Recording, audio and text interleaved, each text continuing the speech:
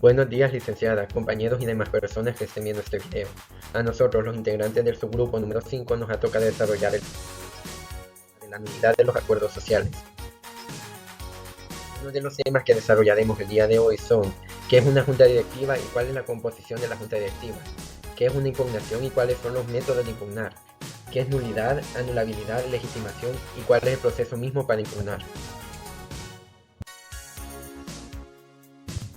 Comenzaremos viendo qué es una Junta General de Accionistas. La Asamblea General de Accionistas o Junta General de Accionistas son los órganos de dirección internos de una sociedad. Tienen la función de discusión en la toma de decisiones que se den en esta misma. Se encuentra conformada por los titulares de las acciones representativas de capital social, ya sean personas naturales o jurídicas, en cuyo seno se tratan, deliberan y resuelven asuntos que señale la ley o que se establecen en el estatuto de la sociedad. Es un órgano corporativo, en el que los acuerdos de los socios sirven como la expresión de la voluntad de la sociedad. La asamblea está llamada a deliberar y resolver. Asimismo, es un órgano que manifiesta la voluntad. La manifestación de la voluntad se exterioriza únicamente por medio del órgano administrativo, que es también representativo de la sociedad en lo externo. Es integrado de la voluntad. Asimismo, la asamblea no es un órgano permanente, no puede convocarse de manera arbitraria, únicamente cuando la ley lo establezca o cuando se lo exijan las necesidades del giro ordinario de la sociedad.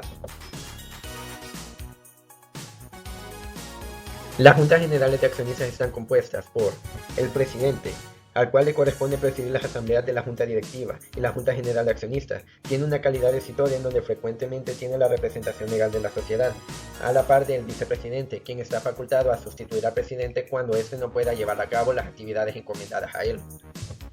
Seguimos con el secretario, a quien le corresponde llevar los libros de actas de la asamblea de los organismos administrativos, extiende certificaciones totales o parciales de los actos y vigila la instalación de la Junta General. Y por último, los vocales, los cuales tienen voz y votos en la asamblea de la Junta Directiva. Por regla general, son representantes de los demás socios. Hay que mencionar además de que, según lo establecido en el artículo 120, todos los demás socios que no pertenezcan a la Junta Directiva tienen derecho a participar en la Junta y gozan de un voto. Los acuerdos sociales se deciden en juntas. Podemos definir la primera, la Junta General de Accionistas Ordinaria, las cuales son asambleas que se celebran en el tiempo determinado, con regularidad de que la ley y el mismo pacto lo determinan. Siguiendo con la Junta General de Accionistas Extraordinarias, son las que se celebran fuera de esa época, con objeto de deliberar sobre asuntos que se presentan rara vez en la vida de la sociedad. Ahora hablaremos acerca de la nulidad. En los casos en donde las acciones de la sociedad infringieran preceptos legales de carácter imperativo, es decir, cuando infringieran la ley, sus acciones serán consideradas nulas. La nulidad se define como la facultad de desestimar las acciones realizadas por una sociedad en determinado momento. Un ejemplo de esto sería en los casos en donde existieran irregularidades o defectos legales en juntas generales. Los efectos de la nulidad se regirán en las disposiciones del Código Civil. Un contrato se considera nulo cuando le falta alguno de los requisitos que la ley prescribe para el valor del mismo, según lo dispuesto en el artículo 1551 del Código Civil. Podemos identificar dos tipos de nulidades. La nulidad absoluta, regulada en el artículo 1553 del Código Civil, puede y debe ser declarada por el juez, aun sin petición de parte cuando aparece de manifiesto en el acto o contrato. Es el tipo de nulidad que nos interesa, ya que es el tipo de nulidad que interviene en el Código Mercantil. Los acuerdos sociales son nulidades absolutas que no pueden ser saneadas por las partes y deben ser transmitidas mediante un proceso declarativo. Por otra parte, tenemos la nulidad relativa, las cuales pueden ser subsanadas y no pueden ser declaradas por el juez, sino a pedimiento de parte. Pueden sanearse ya sea por la ratificación de las partes o por el paso del lapso de tiempo adecuado.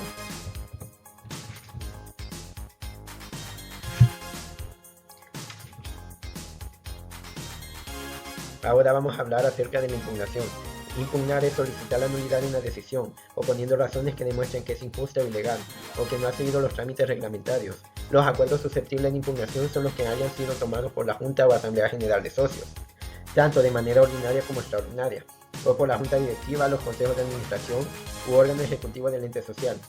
Los accionistas de toda clase, aunque tienen voto limitado, pueden formularla en el juicio declarativo abreviado. Esto se encuentra dispuesto en el artículo 250 del Código de Comercio. De forma más liberal podemos definirla como el medio por el cual una persona puede apelar las decisiones de la Junta Directiva, en caso de que existiera una inconformidad justificable con respecto a la legalidad de las acciones decididas. Los acuerdos que podrán ser impugnados recaen sobre las causas de nulidad. regulados en el artículo 248 del Código de Comercio, los cuales analizaremos un poco más adelante. Ahora hablaremos de la anulabilidad. Cuando los acuerdos llevados a cabo por la Junta Directiva infringieron los estatutos de la sociedad, serán considerados anulables. Se da a lesionar los intereses de la sociedad en beneficio de uno o varios accionistas individuales o de terceros fuera de la sociedad. La anulabilidad es una forma de invalidez que tutela generalmente un interés particular, en el sentido que tutela el interés de las partes que se encuentran en posición disminuida a causa de su condición o situación individual. Hablaremos de la legitimación. La legitimación es el derecho que tienen las personas o las partes para exigir el cumplimiento o la restitución de un derecho. En el caso de la impugnación podemos identificar tres tipos de personas que son capaces, según lo dictado por la ley, para poder impugnar. En el caso de la nulidad de los acuerdos sociales. Estos serían, en primer lugar, los socios, quienes tienen atribuida legitimación en cuanto a impugnar, debido a la mecánica social que hay entre los socios y la sociedad, ya que tienen un interés primario que tienen ellos para poder defender sus intereses propios, seguido de los administradores, quienes de forma individual tienen legitimación para impugnar los acuerdos de la Junta General, y por último los terceros, que tienen reconocida legitimación para impugnar los acuerdos sociales, siempre y cuando acrediten un interés legítimo. El interés legítimo requerido en estos efectos es un interés propio, objetivo y directo.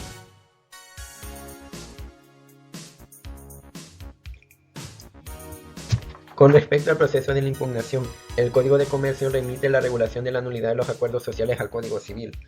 Sin embargo, el Código de Comercio concede a los accionistas, aún de voto limitado, acción de oposición judicial contra las resoluciones de la Junta General, siempre y cuando se cumplan requisitos como que la oposición se funde en la violación de una norma legal o estipulación del pacto social, que el concepto de la violación sea precisado en la demanda, que los opositores no hayan votado a favor de los acuerdos impugnados o que se compruebe la calidad de accionista de los opositores, que los acuerdos impugnados no versen sobre las responsabilidades de los directores o administradores que tienen a su cargo la vigilancia, o que la demanda respectiva sea presentada dentro del lapso de 6 meses contados a partir del cierre de la Junta.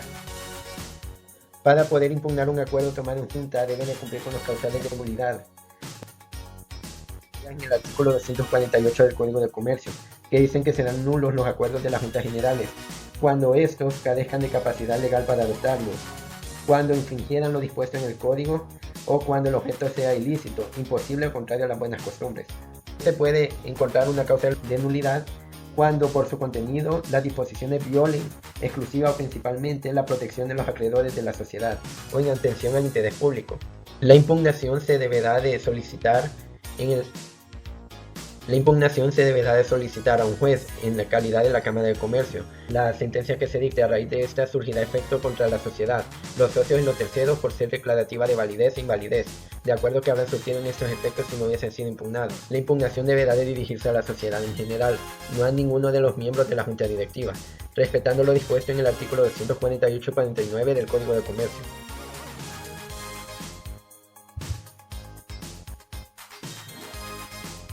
Como conclusión, podemos identificar que la impugnación es el método fundamental por el cual los socios de manera individual pueden defender sus intereses frente a la Junta Directiva de una sociedad. Socios tienen capacidad de defender un derecho como la licitud de las acciones de la sociedad. De esta forma es necesario identificar los medios de impugnación, así como las causales de nulidad de un contrato y de una decisión tomada en una sociedad.